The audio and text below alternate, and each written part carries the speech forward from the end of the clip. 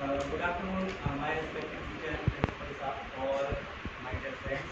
और मैं मोहम्मद आकिब, मैं 10th सेमेस्टर से हूँ और मेरा जो टॉपिक है वो हाइपर कन्जुगेशन या फिर हाइपर कन्जुगेशन है। हाइपर कन्जुगेशन इफेक्ट के बारे में हम समझेंगे। ये क्या है, एक इलेक्ट्रॉनिक डिस्प्लेसमेंट इफेक्ट है जो रिएक्शन मैकेनिज्म में यूज किया जाता है और इसमें हम लोग रिएक्शन मैकेनिज्म को एक्सप्लेन करते हैं। इसे सबसे पहले बेकर और नाटो में एक्सप्लेन किया था, इसलिए हम उसको बेकर नाटो कहते हैं।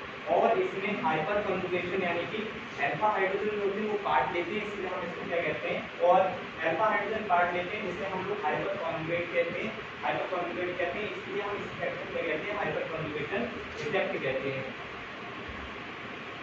अब इसकी डेफिनेशन क्या है, यानी कि ये आखिर कैसे वर्क करता है, डेफिनेशन के अकॉर्डिंग समझेंगे। तो इसमें क्या होता है कि कार्बन हाइड्रोजन के बीच में पाए जाने वाले सिग्मा बॉन्ड्स होते हैं, वो सिग्मा बॉन्ड्स क्या होते हैं, डीलोकलाइजेशन में काट लेते हैं।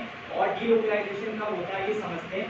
तो इसमें जब भी पॉजिटिव चार्ज कार्बन या फिर कोई अनसैचुरेटेड कार्बन जो होता है किसी एल्काइल ग्रुप से जुड़ जाता है, तो फिर क्या होता है, हमारे पास इसके जो एल्काइल ग्रुप के हाइड्रोजन में पाए जाने वाले सिग्मा बॉन्ड होते हैं वो एम्प्टी ऑर्बिटल यानी कि पी ऑर्बिटल होगा या फिर कोई एम्प्टी ऑर्बिटल या फिर पॉजिटिव चार्ज कार्बन वो उसको अट्रैक्ट करता है, जिसके कारण क्या होता है, ये उधर डीलोकलाइज हो जाते हैं, यानी अपनी पोजीशन को छोड़ के उसमें क्या होती है, सिग्मा बॉन्ड से पाई बॉन्ड का फॉर्मेशन कर देते हैं। इसी को हम लोग क्या कहते हैं, हाइपर कन्जुगेशन कहते हैं। यानी कि इलेक्ट्रॉन का सिग्मा बॉन्ड से पाई बॉन्ड में कन्वर्जन हो जाना ही क्या कहलाता है, हाइपर कन्जुगेशन इफेक्ट कहलाता है।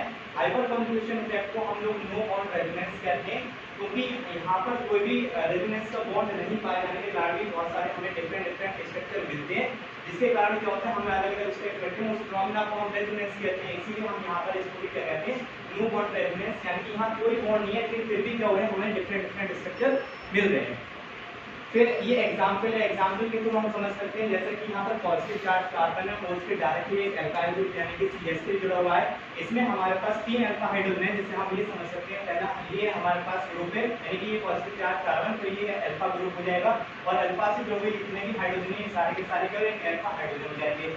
जब हाइपर कॉन्जुगेशन होगा तो हो सकता है कि ये वाला हाइड्रोजन पार्ट ले या फिर ये वाला ले या फिर ये वाला ले, इन तीनों में से कोई भी यानी कोई भी अल्फा हाइड्रोजन क्या कर सकता है, पार्ट ले सकता है, जिसके कारण हमें अलग अलग डिफरेंट स्ट्रक्चर क्या होते हैं, प्राप्त होते हैं। यानी कि sp2 कार्बन जब हमारे पास होता है तो इसके पास इलेक्ट्रॉन की डेफिशिएंसी है और sp3 हमारे पास इस तरीके से इलेक्ट्रॉन रिच की तरह वर्क करेगा और इलेक्ट्रॉन की डेफिशिएंसी होने के कारण क्या होगा, ये इलेक्ट्रॉन को अपनी ओर अट्रैक्ट करेगा और बॉन्ड डिफरेंट टूटेंगे और हमें अलग अलग स्ट्रक्चर प्राप्त होंगे।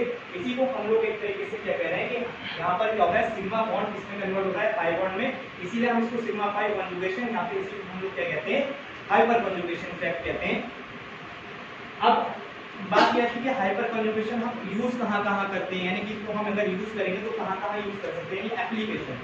तो हम इनको ये 4-5 चीजें हम लोग क्या कर सकते हैं, को हम लोग अप्लाई कर सकते हैं, यानी जिसको हम एप्लीकेशन कह रहे हैं। Application of hyper conjugation effect है, सबसे पहले स्टेबिलिटी ऑफ कार्बोकैटायन, यानी कार्बोकैटायन कब स्टेबल होगा कब स्टेबल नहीं होगा, तो इसके थ्रू हम इसको क्या कर सकते हैं, एक्सप्लेन कर सकते हैं। फिर stability of radical, stability of alkene and stability, हम एलिमिनेशन रिएक्शन में भी इसको यूज करके समझा सकते हैं। तो अब इन चारों को हम एक करके समझते हैं या फिर हम इसको कैसे एक्सप्लेन करेंगे।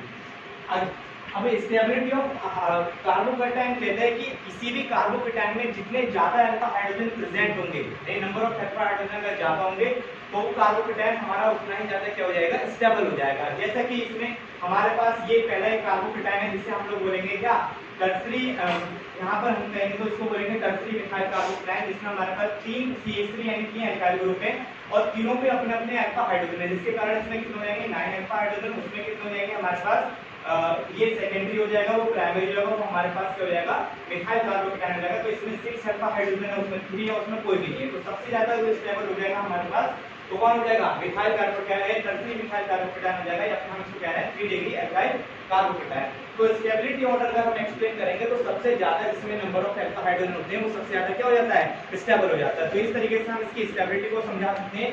सेम यही अगर हम बात करेंगे तो स्टेबिलिटी ऑफ फ्री रेडिकल को भी एक्सप्लेन कर सकते हैं। इसमें भी हम लोग यही चीज देखते हैं कि किसमें सबसे ज्यादा अल्फा हाइड्रोजन प्रेजेंट है। अब अल्फा हाइड्रोजन ज्यादा होने के कारण क्या होता है कि बॉन्ड टूटने और बनने की जो प्रोसेस होता है वो बहुत ज्यादा हो जाता है, जिससे एनर्जी बहुत ज्यादा निकल जाती है और एनर्जी निकलने से क्या होता है उसमें स्टेबिलिटी आ जाती है। तो यहाँ पर भी सबसे ज्यादा अल्फा हाइड्रोजन हमारे पास इसमें टर्शियरी रेडिकल में, फिर सेकेंडरी में, फिर प्राइमरी में, और लास्ट में क्या है सबसे लीस्ट जो स्टेबल होगा वो कौन हो जाएगा हमारे पास मिथाइल। यानी जो स्टेबिलिटी कार्बोकेटायन की थी वही सेम स्टेबिलिटी किसकी हो जाएगी हमारे पास फ्री रेडिकल्स की हो जाएगी।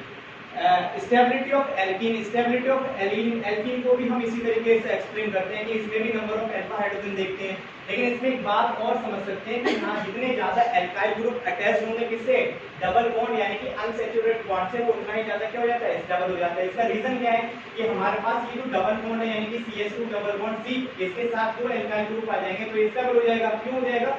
क्योंकि यहाँ पर कितने हो जाएंगे 6 अल्फा हाइड्रोजन हो जाएंगे। देखिए यहाँ पर 3 अल्फा हाइड्रोजन यहाँ 3 यहाँ पर हो जाएंगे तो कितने हो जाएंगे 6। तो सबसे ज्यादा स्टेबल भाई हो जाएगा जिसमें नंबर ऑफ एल्काइल ग्रुप ज्यादा अटैच हो जाएंगे या फिर नंबर ऑफ अल्फा हाइड्रोजन ज्यादा पा जाएंगे। तो हाइपर कंजुगेशन से हम लोग इसको भी एक्सप्लेन कर सकते हैं। तो यहाँ भी सिग्मा पाई कंजुगेशन होगा और जितना ज्यादा बॉन्ड यानी जितना ज्यादा कंजुगेशन होगा उतना ज्यादा एनर्जी निकल जाएगी और स्टेबिलिटी आ जाएगी। फिर इसको हम एलिमिनेशन रिएक्शन में भी यूज करते हैं।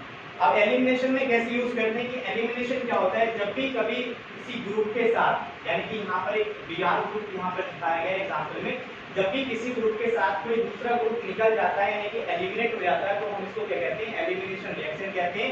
अब हाइपर कंजुगेशन हम उस कंडीशन में यूज करते हैं जब हमारे पास बीटा कार्बन ज्यादा हो, यानी हमारे पास अल्फा से जाएगा ग्रुप और बीटा से जाएगा हाइड्रोजन। लेकिन जब ज्यादा बीटा कार्बन हो जाते हैं तो फिर वहां पर हम ये डिसाइड नहीं कर पाते कि कौन सा मेजर प्रोडक्ट बनेगा। तो हम अल्फा यानी कि इस हाइपर कंजुगेशन का यूज करके हम ये पता लगा लेते हैं कि कहां से ग्रुप यानी कहां से हाइड्रोजन जाएगा और कहां से ग्रुप जाएगा। तो इस तरीके से हम एलिमिनेशन रिएक्शन में भी इसका यूज कर सकते हैं।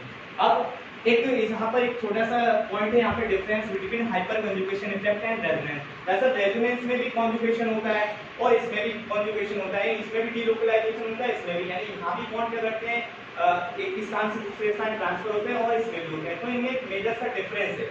इसमें डिफरेंस क्या है कि यहाँ पर जो हमारे पास इन्वॉल्व होते हैं वो सिग्मा हाइड यानी सिग्मा बॉन्ड पाई बॉन्ड में कन्वर्ट होगा या फिर पाई बॉन्ड सिग्मा बॉन्ड में कन्वर्ट हो जाएगा। यहाँ पर सिग्मा पाई कंजुगेशन होता है। लेकिन जब हम रेजोनेंस की बात करोगे तो रेजोनेंस में हमेशा पार्ट लेते हैं कौन से पाई इलेक्ट्रॉन्स या फिर पाई बॉन्ड। तो यहाँ पर इसमें डिफरेंस है कि रेजोनेंस में पार्ट लेने वाले कौन है हमारे पास पाई इलेक्ट्रॉन या फिर पाई बॉन्ड, और इसमें क्या है हमारे पास सिग्मा और पाई कंजुगेशन है। सिग्मा बॉन्ड किस में कन्वर्ट होगा पाई बॉन्ड में, और पाई बॉन्ड किस में कन्वर्ट होता है सिग्मा बॉन्ड में हो सकता है। Thank you everyone.